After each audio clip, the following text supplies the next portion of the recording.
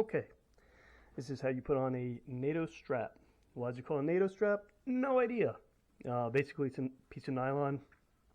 I don't like metal straps, and these are good for if you're going to be in the water. This is a my Seiko Solar. I think it's 3 bar. It's pretty good water resistance. But basically, how do you put this strap on? First, you have to have the lugs. I'm sorry, I called them lugs last time. Spring bars.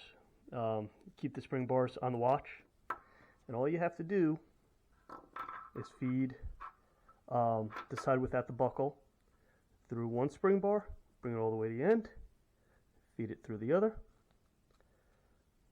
then just go through the, not the main buckle, but this little side buckle on the back, go through, put it down a little bit more because I have it too much. There you go.